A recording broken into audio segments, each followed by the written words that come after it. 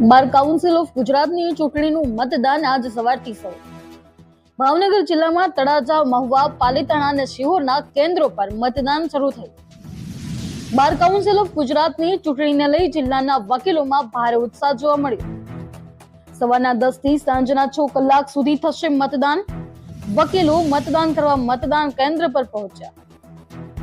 ભાવનગર શહેરમાં district court બાર room ખાતે મતદારો દ્વારા મતદાન કરવામાં આવી રહ્યું છે. જિલ્લાના 1480 જેટલા વકીલ મતદારો પોતાના મતાધિકારનો કરશે ઉપયોગ. ભાવનગરમાંથી અનિરુદ્ધસિંહ ઝાલા અને હિરેનભાઈ જાનીએ કરી છે ઉમેદવારી. 2 ટર્મથી બાર કાઉન્સિલ ઓફ ગુજરાતના મેમ્બર રહેલા અનિરુદ્ધસિંહ ઝાલાએ આ વર્ષે પણ નોંધાવી છે ઉમેદવારી. ભાજપના પૂર્વ શહેર પ્રમુખ રાજીવભાઈ પંડ્યા પણ પહોંચ્યા મતદાન કરવા. બાર કાઉન્સિલ ઓફ ગુજરાતની 23 બેઠકો માટે 99 ઉમેદવારો લડી રહ્યા છે ચૂંટણી. પ્રોફેશનલ પદ્ધતિથી બાર કાઉન્સિલ ઓફ ગુજરાતની ચૂંટણી લડવામાં આવે છે. હું અનિરુદ્ધસિંહ ઝાલા, એડવોકેટ, ભાવનગર. આજ રોજ અમારી માતૃ સંસ્થા બાર કાઉન્સિલ ઓફ ગુજરાતની ચૂંટણી છે. દર 5 વર્ષે ચૂંટણી આવે છે. મેં અગાઉ પણ 2 ટર્મ ચૂંટણી લડેલો છું અને ત્રીજી વાર મેં ઉમેદવારી નોંધાવેલ છે.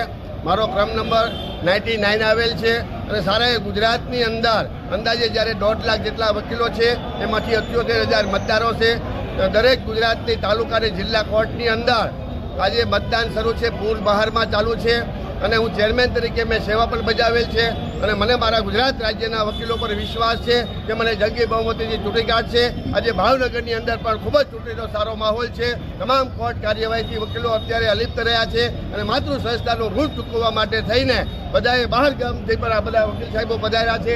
ખૂબ મોટી લાઈનને કતાર લાગી છે અને માતૃ સંસ્થાનું ભાવિ આજે સીલ પેક થઈ જવાનું છે અને અમે બધા ઉમેદવારોનું ભાવિ પણ આજે સીલ પેક થઈ જવાનું છે અને આ માતૃ સંસ્થાને ઊંચી લાવવા માટે થઈને વકીલો આજે ખૂબ જ ઉત્સાહ છે. મતગણતરી આવતી 9 તારીખથી શરૂ થશે અને અમારે ગણતરી લગભગ 10 થી 12 દિવસ ચાલે છે અને 9 તારીખથી પરિણામ જે વધારે વોટ લાવ્યા છે એ જીતતા ડિક્લેર થતા જશે અને 10 દિવસ સુધી પરિણામ નામદાર હાઈકોર્ટની અંદર ઓડિટોરિયમ હોલમાં 9 તારીખથી શરૂ થવાનું છે.